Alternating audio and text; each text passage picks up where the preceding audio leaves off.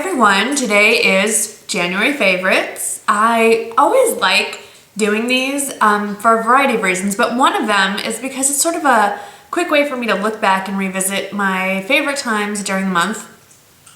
And I have a small collection of things to show you today, and part of the fun of January was not buying much in the way of makeup. I did purchase a couple of things that I will talk about later. And, but for the most part, I've been shopping my stash, as we like to say here. And nothing, I'm just looking over, nothing is new. One thing is new. But we'll get onto that in a minute. Okay, let's start with makeup. So January is rather a gray month where I live. It's sort of the coldest month of the year here. And by that I mean it might get into the 50s. No, but it has been overcast and kind of dreary. And I found that one of the ways to kind of brighten things up is through bright colors. And a couple of things that I've been wearing a lot this month are brighter blushes, which is not something I like to do. I'm kind of a neutral girl. If you've watched two of my videos, you see that I very rarely wear anything but some form of brown on my eyes, and my blushes are not all that crazy. Even my lipsticks are generally in the nude category. But one that I've been using a lot, not today, but a lot, is an e.l.f. blush that looks absolutely terrifying in the pan. It's called Fuchsia Fusion. You can see there's some crazy sparkles going on there. Then I am hesitant to swatch it, but I can tell you, because it for some reason is a powdery mess. It's usually not quite this bad. I can tell you from experience that even though there are ginormous chunks of glitter in there, that the glitter doesn't really transfer to the face. Of course, that proves me wrong as I swatch it on my finger. You can definitely see the glitter, but I find that once you blend it with a blush, there's still glitter. You know what? Strike that. Apparently the glitter shows. I have not really noticed it to be an issue. When I wear it though, I dust it really lightly. I tend to use a fluffier brush, something like this. It's a wider brush head. This is just something I picked up at the grocery store. It has no brand. I couldn't even tell you, but it's a much wider head than a traditional blush brush, which generally looks like that. So this is traditional, bigger. And I just kind of wash it very lightly. I'll just dip it in, tap it off as much as I can, and just dust it on the apples of the cheeks. Gives you a very bright, glowy look. And kind of that flushed cheek just in from the outdoors kind of thing. Oh, and by the way, thank you to the subscribers who mentioned I should get some wet ones and keep them here. That is what I am doing. That is not one of my favorite things, but you know what, it kind of is, so I'm putting that in there too. Okay, so on to the other bright thing, which I'm wearing on my lips, which to me, I know it doesn't seem like it's a bright lipstick, but it's not a neutral. And this is Make Me Pink. I think it's Maybelline. Yes, it's Maybelline. And it looks like so. And I don't have to swatch it, it's on my lips. I'm not wearing any lip gloss. It's kind of it's not matte. It's not quite satin. It's almost a matte finish. It's not a real moist, glimmery finish, but I like it. Something I have repurposed, it was kind of a makeup fail, and now I'm enjoying it, is the Bourjois Paris ombre something, whatever. It's an eyeshadow in 05, and it doesn't have a color. It's just 05. I'm sure it did at some point, but I don't have it. And you push the little button, and this is absolutely crap as an eyeshadow. It has not nearly, I mean, nothing. There's like almost nothing. But you know what it works great as? A highlighter on my face. So I have been using my e.l.f. blush brush, which I think is a terrible blush brush, personally. It's too tight, it's too dense, but it's great for highlighting. So I just dip it in and just sweep it across the tops of my cheekbones. And it's lovely. And I do it kind of on the top of my face. And you get this nice glow, but it doesn't sparkle. So crap eyeshadow, great highlighter. I've been using this all month. Other skin products that I have been enjoying, I think I mentioned this before, but I'm going to mention again. The NYC Smooth Skin Pressed Face Powder. I get mine in Naturally Beige. I had the translucent, but even on me it was too white, and that's saying a lot. So it's nothing spectacular. There's a good image of it there. I like using the sponge for touch-ups. I went and bought a second one of these just to keep in my vanity. I have one in my purse, and this is great. And it might be replacing Coty. If I'm not using it, if I want a pressed powder, this is my go-to. If I want loose powder, it's still Coty, but there you go. Other face products that I've been enjoying this month. This was a definitely directly influenced YouTube purchase. Emily Noel 83 mentioned this in her best of series. This was best of face products, or maybe, I don't know. It's a face product. She uses it under her eyes. It's the Bare Minerals Multitasking SPF 20 Concealer in Bisque. That's what the back looks like there. But it's like that. It comes in the little sifter. You tap it out. What I have been using it for, which I am loving, is to touch up my face. Towards the end of the evening, if I've already done or towards the end of the day. If I've already done my makeup and I'm going out again, some of my concealer or foundation maybe has worn a little bit, it's a little patchy, or I just want to touch up some flaw that appeared out of nowhere during the course of the day. I just dip any kind of fluffy brush like this in, swirl it around, and just touch up on top of my makeup. And because it's not liquid, it doesn't get cakey, and I love it. Or if I have an incredibly stubborn spot that just isn't, what is that? That isn't cooperating, I'll put my regular concealer down, and then to set it, I'll add a little bit more of the Bare Minerals, and it works like a charm. I love it. I wish my hair would work like a charm, but whatever. So love that. I know she uses it under her eyes. I don't think this is anything great. It's not bad, but for me, its intended purpose as a concealer has worked out well, and my color is bisque, not just flat out bisque. Another favorite, I haven't purchased it. I don't know if I'll purchase it because something else has come on the market that seems interesting as well, but I have the sample, and it's a pretty good size sample from Laura Mercier, the Silk Cream Foundation. My shade is in Cream Ivory. This is a special occasion for me. This would never be an everyday foundation, but it is a special occasion thing. I wore this Saturday night. I forgot to mention that. In my day-to-night outfits, I was wearing this foundation in that video. And I wore it during the day because I knew I was going out that evening and I didn't want to have to mess with redoing my makeup for an evening. But it is a full coverage, very full coverage foundation. It's very easy to work with, but it is full coverage, and it does give you that smooth porcelain, almost mannequin-like finish on your face if that's the look you wanted, which is exactly what I wanted. You do have to add color back into your face. It will take out all skin tone. I mean, it is like an airbrushed perfect, which, you know, that's the look I like. Some people don't care for that, and if you like the natural look, then this is not for you. I don't need to buy either anytime soon because the sample size they gave me at Sephora is this big honkin' thing, and I've used it 3, 4, 5 times already and barely made a dent. So don't see myself needing to buy this anytime soon because I don't wear it all that often. But when I do, it's a fave. Okay, last skin thing is primer. Now, generally, I don't use primers.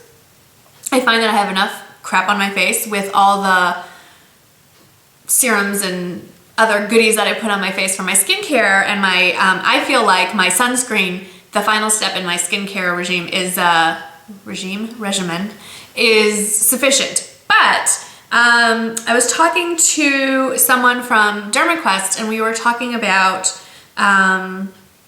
when you get the little bumps, little pimple, anything that's three-dimensional on your face that you would like to cover, sometimes the concealer gets a little cakey or the foundation gets a little cakey, and they suggested that I use the primer not all over my face, but just in the area that has the three-dimensional effect that we would like to lessen. Especially if you've been a bad girl and you popped a zit and it's kind of, you know, it's gross and it's oozing, and maybe it's not oozing, but it's just, it's crusty, it's gross. So I have a sample of the Dermaminerals, the Derma Perfection Primer, and I'm not suggesting that y'all run out and get this specifically, although I do like it. It reminds me a lot of the Smashbox Photo Finish. It's a silicone finish. This one hasn't caused me to break out though. Other ones have. But the silicone in it, you know, gives you kind of an extra layer in between your skin and the makeup so that when you're putting something over that blemish, it doesn't just stick to it. It sort of floats, and it does give you a smoother finish. So I'm not suggesting you have to get the Dermaminerals one, but a silicone-based primer, and there are many, from high-end to I think Rimmel at the drugstore. It's a nice little tip to help you cover that extra little blemish that we all get from time to time, no matter what we do. Hair, is that it for skin and face? Yes, okay. Hair products. Got this in London, forgot to show it in my haul because it had already been put away and used a lot, so it just sort of assimilated into my collection. And as you can see, I use it because there's hair all over it. It's the Tangle Teaser, which apparently you can now get in the States at Sally Beauty Supply. I have mine in hot pink. My husband, and I see my son didn't put his away this morning, have one in bright orange. God forbid we could share this. They didn't want the pink. Anyway, it looks like this. It has all these funky little, I don't know, plastic brush type bristles. It is designed to be used in wet hair. I know we've all been told not to brush our hair when it's wet, but this is perfectly acceptable and encouraged to use while wet, and it just slices through your hair. I even put this in, I can bring this in the shower, and because it's, you know, all plastic, I don't worry about it getting all nasty and grody in the shower, and I'll comb my conditioner through with it. I also find that when I curl my hair, this is really great to kind of brush out the curls and give you the loose tousled look. Love this. I don't know how much they are, but I want to say they're less than 10. They might be 5 or 6, but great for kids too. My son uses this because he has a colic on the back of his head, and this just gets it right down. So he sprays his hair with water every morning, and it's good to go. Moving on. Y'all have wanted to know how I like my new GHD straightening iron, flat iron, whatever. Looks like this. Doesn't look like anything special, I know, but it's the classic styler, and what I love, love, love about this is it moves, it's not on, but it goes so smoothly through my hair. I can straighten my entire head of hair in under 10 minutes, and I love it. Love it, love it, love it. What I really like about it, which I think is what makes it go faster, is that the outside doesn't get hot. Like, I can put it on and hold it on this side and not burn my little finger. So I don't know, it just gives me a little more control. And because the sides don't get hot, and they are curved a little too, see, they're curved. I don't know if you can see that. I can get right to the scalp and right to the root and really get in there. And I think it's just the perfect size. The 1 inch lets me get really close into my scalp, and I know that I can curl my hair with this. I've watched a few videos. I still haven't gotten it down yet. I'm a little challenged in that area, but it's quite versatile, this little jobby, and I adore it.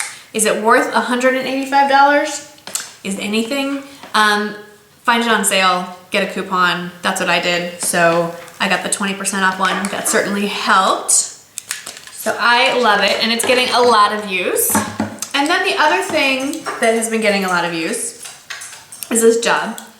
This is the Hot Tools 1 1/4 inch curling iron. And a lot of you asked if I would do a tutorial on how I did my hair for my day to night outfit part 2. And I thought about it, and the answer is actually no, because I do a crap job. Like, why would you want to see that? There are so many other people that do a much better job. But I will share a couple of tips just to make this video even longer than it already is. Something I finally figured out is don't start curling your hair up here, ear level or lower. That's why everybody looks, I finally figured out, that's why all the girls have these beautiful beach waves, and how I was just not getting it quite right. It's because I started curling my hair like up here. And that's not where you don't want the wave to start here. They look all pretty, and because this is smooth. So straighten your hair, or if you have straight hair, leave this part alone, and then from about ear length down, that's where you want the curls. What I do is I heat it up, I put it on the highest setting, which is 430 degrees. I move this thingy away, and I take my hair, and this is much easier to do when it's not on. I take my hair in about this size, and what I do, I will say, is I pin it up. So I would take this, twist it, and pin it up, and do this, and then let some more down. So I do it in layers. But once I get to the top, let's say I have this piece, and I have about that wide. I don't know what you would call that, but that's how wide it is. I don't start up here.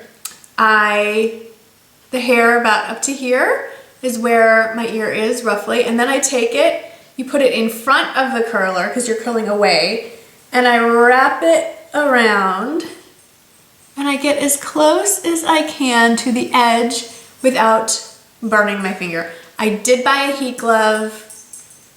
I still like it. It doesn't give me the grip I like, so I have decided to risk third-degree burns on my finger instead, and I hold it for about 10 to 12 seconds, and then when I let go, I have that nice wave. So that's how I do it. And I think the key is not starting it so high up on your head. So yeah. That is, nope, 2 more things. Sorry. If you're still here, thank you. I have not been wearing eyeshadow under my eyes. I think it makes my beady little eyes look even more reptilian, but sometimes I do look like a more finished look all around, which is what I have on today. And I've been using this eyeliner, and I apologize that you can't get it outside of Germany, but you can find, just start Googling, I'm sure Sephora and a million other drugstore type places make a color like this. It's like a bronze eyeliner, and I'm gonna draw a big old wide swatch and hold it there so you guys can see. It has a slight sheen. It's not as dark like as a brown. Let me swatch brown next to it just so you have a comparison. If I can find a brown. This is a rather dark brown, but nonetheless a brown. This is Stila's next to it. So that's brown. That's pretty dark. This is bronze. I think it's a very soft look. It's almost like a taupe, a little darker than taupe. If you I just have that just under my eyelid. It just gives enough hint of a shadow without overpowering with black or brown shadow underneath. So that's what I've been doing a lot this month. I have it like that today, and I like it. Yes, indeed I do. And then the last thing is a brush technique I've been doing a lot. I've been using a big fluffy brush. This is the old Sigma SS224. I have no idea what they're called now. I don't care. And what I do is I dip a darker color. I did this today, but then because it's a fluffy brush and I put it back and forth in the crease, it's diffused, and so it's not as harsh, so I can wear darker colors in the crease without it overpowering my beady little eyes. So it probably should come to a point. I have 2 of them. This one I use for concealer, as you can see. They've been well used. Maybe it's time to get some more, I don't know. But then I'd have to figure out what the numbering system is, and I'm too lazy. No, there is one more. I have been watching this person for a few months, and I went on her channel today and was shocked and horrified that she does not have at least as many subscribers as I do, if not twice as many. And her name is Tammy, Uppy's Beads 59, and she is quite a character and very entertaining to watch and all about skincare. She does do makeup, but her passion is skincare. And my friend Katie bullied me into watching her. She's been harassing me for months. You gotta watch Uppy's Beads, you gotta watch Uppy's Beads. And I don't know why, I just didn't. Finally listened to her. Oh my goodness, I am so angry that I didn't start watching her when Katie first recommended her to me. But I'm glad I'm finally on board and I'm one of her peeps. She does funny accents. She has an adorable dog. I think her name is Bindi. And she's in her 50s. Her skin looks like a 20-year-old. I mean, so I watch her religiously to figure out how I can get my skin to look like hers. She's big into masks and not like costume masks, skin masks, and all kinds of skincare and hair stuff. And she does tutorials for makeup, but love her videos, and you all must go check her out. And it's always, guess that's my cue to go see what the doggies are up to. So thank you for watching. Happy end of January. Looking forward to a fun February. And I'll see you all in the next video. Thanks for watching. Bye-bye.